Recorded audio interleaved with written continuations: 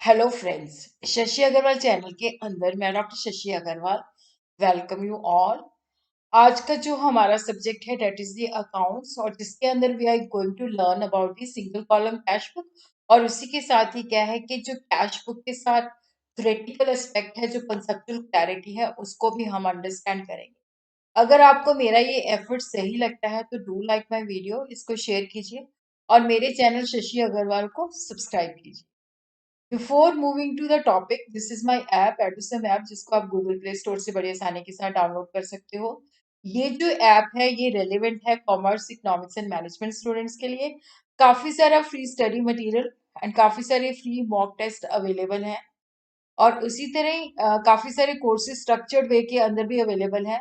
तो +1 commerce and BBA के लिए अकाउंट्स का course at a very nominal price is available. उसका link I will be sharing the description box. सबसे पहले हम देखते हैं कि कैश बुक से क्या मतलब हम इंटरप्रेट करते हैं। कैश बुक जो है that is a book of prime entry, जिसके अंदर हम कैश और बैंक ट्रांजेक्शन को सिस्टमेटिक मैनर के अंदर रिकॉर्ड करते हैं। The order in which they occur, date wise हम रिकॉर्ड करते हैं। जो कैश बुक की डेबिट साइड होती है वो क्या इंडिकेट करती है? रिसीट्स। यहाँ पे हम कैश रिसीव करते हैं या यहाँ पे हम चेक के द्वारा पेमेंट रिसीव करते हैं। और जो कैश बुक की क्रेडिट साइड होती है वो इंडिकेट करती है पेमेंट जो कि हम करते हैं। कैश ट्रांजैक्शन को हम कैश कॉलम के अंदर रिकॉर्ड करते हैं, और जो बैंक के साथ हमारी ट्रांजैक्शंस होती हैं उसको हम बैंक कॉलम के अंदर रिकॉर्ड करते हैं। और उसके बाद जिस तरह से हम लेजर के अंदर बैलेंसिंग करते हैं तो कैश बुक की भी बैलेंसिंग करते हैं। तो हम देखते हैं कि टोटल रिसीट कितनी है, टोटल पेमेंट कितनी है। तो टोटल रिसीट के अंदर से टोटल पेमेंट निकाल के हम देखते हैं कि हमारे पास कितना कैश बच गया और हमारा बैंक के अंदर कितना बैलेंस है। कैश बुक जो है ये सब्सिडरी बुक है, उसके साथ ये प्रिंसिपल बुक भी है। सब्सिडरी बुक इसलिए है क्योंकि जितनी भी ट्रांजैक्शन कैश और बैंक ट्रांजैक्शंस होती हैं उसको हम कैश बुक के अंदर रिकॉर्ड करते हैं। और उसी के बेसिस पे क्या होता है कि लेजर अकाउंट बनाए जाते हैं। कैश बुक के अंदर से हमें कैश का बैलेंस, बैंक का बैलेंस पता चलता है, जिसको लेके हम ट्रायल बैलेंस बनाते हैं। तो कैश बुक जो है that is also a part of the ledger, तो ये प्रिंसिपल बुक भी है। तो हम कह सकते हैं कि ये दोनों ही चीजें हैं, सब्सिडरी बुक भी है और प्रिंसिपल बुक भी है। तो what are the features of the cash book? देखो यहाँ पे जब हम कैश बुक बनाते हैं तो उसके अंदर कैश एंड बैंक ट्रांजेक्शन को रिकॉर्ड करते हैं। Cash receipt and check deposited debit side पे। जो कैश बुक का डेबिट साइड है वो रिसीट जो हमने प्राप्त किया है उसको इंडिकेट करता है। और जो क्रेडिट साइड है वो पेमेंट को शो करता है, कि जिसके अंदर हम कैश की पेमेंट करते हैं या चेक के द्वारा पेमेंट करते हैं। जब हम कैश बुक के अंदर ट्रांजेक्शन को रिकॉर्ड करते हैं तो ये एक ही एस्पेक्ट को रिकॉर्ड करता है। कॉरस्पॉन्डिंगली हमें दूसरे अकाउंट का लेजर बनाना पड़ता है। कैश एंड बैंक ट्रांजैक्शन जो होती है वो सिस्टमेटिक मैनर के अंदर कैश बुक के अंदर रिकॉर्ड की जाती है, डेट वाइज रिकॉर्ड की जाती है। तो ये जर्नल एंड लेजर दोनों का function at the same time perform करता है। कैश बुक के अंदर हम सिंगल कॉलम कैश बुक, जिसके अंदर ओनली कैश कॉलम होता है, जो कि आज हम सीखेंगे। Simple cash book. Double column cash book के अंदर cash and discount. Triple cash column के अंदर cash, discount and bank. Bank cash book के अंदर हम मानते हैं कि जो भी हमने रिसीव किया साथ के साथ बैंक के अंदर डिपॉजिट करवा दिया, और सारी की सारी जो पेमेंट है वो बैंक के माध्यम से होती है। पेटी कैश बुक जो है जो कि पेटी एक्सपेंसेस के लिए है, जिसको हम डिटेल के अंदर जो है स्टडी करेंगे पेटी कैश बुक के अंदर। तो यहाँ पे हम देखते हैं कि ये सिंगल जो कॉलम कैश बुक है ये उसका फॉर्मेट है। तो यहाँ पे ये जो है डेबिट साइड है और ये जो है क्रेडिट साइड है, ये जो है रिसीट साइड है और ये जो है पेमेंट साइड है। तो यहाँ पे डेट, पर्टिकुलर्स, वाउचर नंबर जिससे हम ट्रांजेक्शन, सोर्स ऑफ जहां से हम ट्रांजेक्शन को रिकॉर्ड करते हैं, लेजर फोलियो जिस पेज पे उसका लेजर बना हुआ है, जैसे टू सेल्स है तो सेल का लेजर किस पे बना हुआ है। तो अमाउंट, इसी तरह क्रेडिट साइड पे date, particulars, voucher number, ledger folio and amount.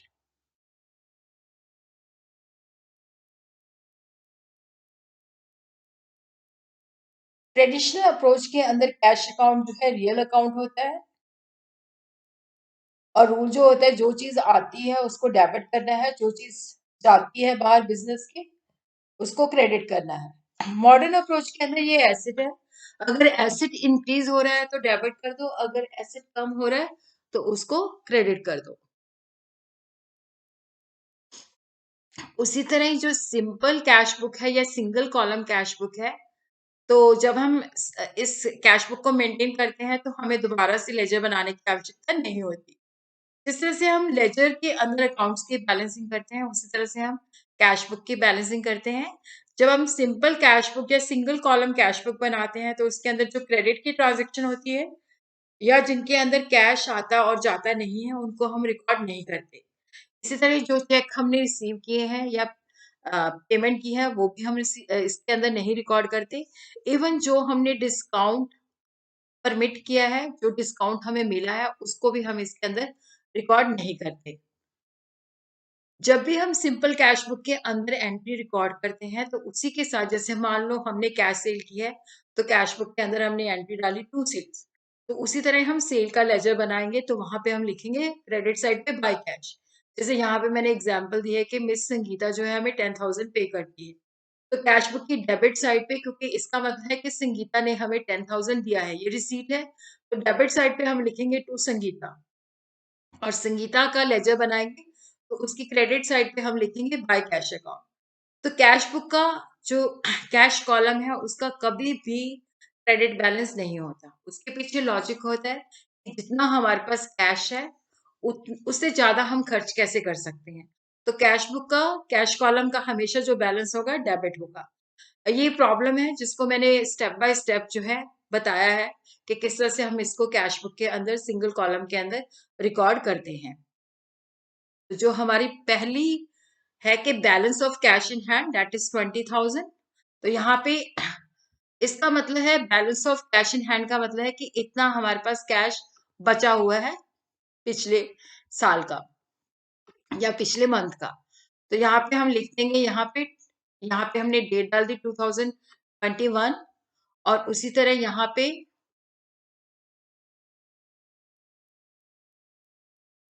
To balance brought down,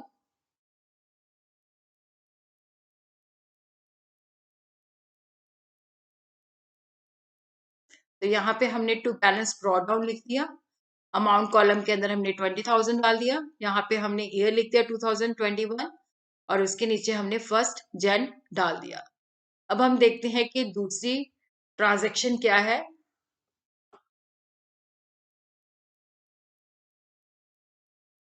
good sold for cash ₹15,000, तो ये भी क्या है, cash account debited to sale account है, तो ये भी हमारी रिसीट है। यहाँ पे हमने डेट डाल दी, यहाँ पे हमने टू सेल्स अकाउंट और यहाँ पे हमने 15,000 डाल दिया डेबिट साइड पे, क्योंकि ये रिसीट है।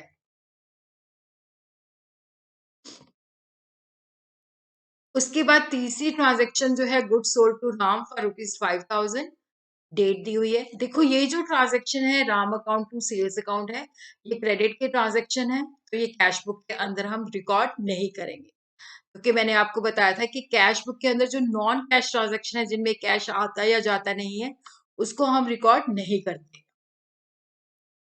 परचेज मशीनरी फॉर ₹8,000, तो मशीनरी हमने परचेज की है, उसकी पेमेंट हमने कैश के द्वारा दी है, तो यहाँ पे बाय मशीनरी आ जाएगा 8,000, तो ये पेमेंट साइड पे हमने लिख दिया।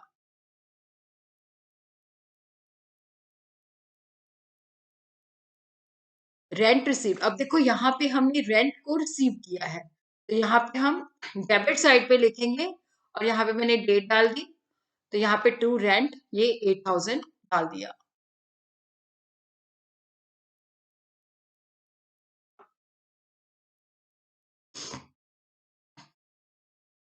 गुड्स परचेज फॉर ₹5,000, तो यहाँ पे हमने परचेजेस की है, पेमेंट की है, तो यहाँ पे भी आपने जो है यहाँ पे भी आपने इसकी जो डेट है वो डाल देनी है।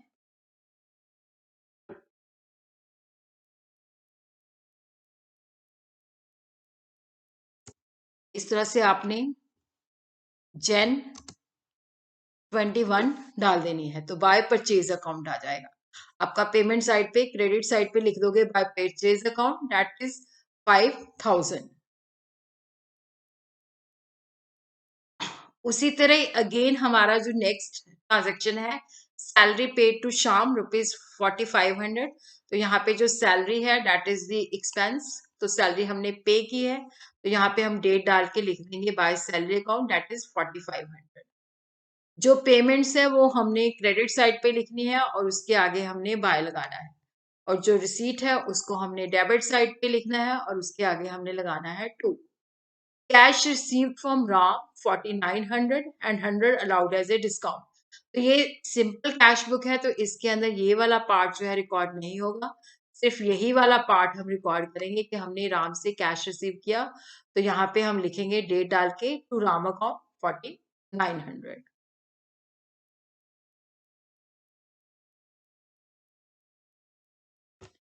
डिपॉजिटेड इनटू बैंक, अब हमने बैंक के अंदर 3000 डिपॉजिट किया है, तो इट मीन्स के बैंक के अंदर हमने कैश को डाला है, तो कैश मतलब बैंक के अंदर गया है, तो यहाँ पे बाय बैंक अकाउंट 3000, यहाँ पे हम डेट डाल देंगे।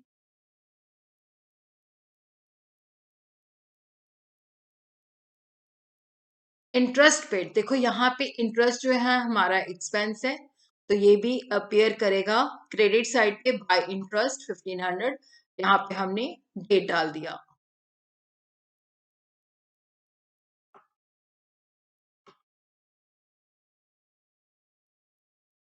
पेड सन्ड्री एक्सपेंस, तो ये भी हमारा एक्सपेंस है, इसका हमने डेट डाल दिया 30th, और यहाँ पे हमने लिखा बाय सन्ड्री एक्सपेंस 1500। तो हम देख रहे हैं कि कैश बुक बनाना कितना सिंपल है। अब हम देखते हैं कि कैश बुक को हम किस तरह से बैलेंसिंग करते हैं। अब देखो यहाँ पे आपने क्या करना है कि ये जो हमारी रिसीट साइड है इसका टोटल कर लेना है 20,000 प्लस 15,000 35,000, 35,000 प्लस 10,000 ये आ जाता है 45,000, 45,000 प्लस 4900, तो ये आ जाता है 49,900। उसी तरह ही आपने यहाँ पे पेमेंट जो साइड है इसका भी टोटल कर लेना है, ये आ जाता है 23,500। तो 49,900 से हमने 23,500 जो कि पेमेंट है वो निकाल दी है।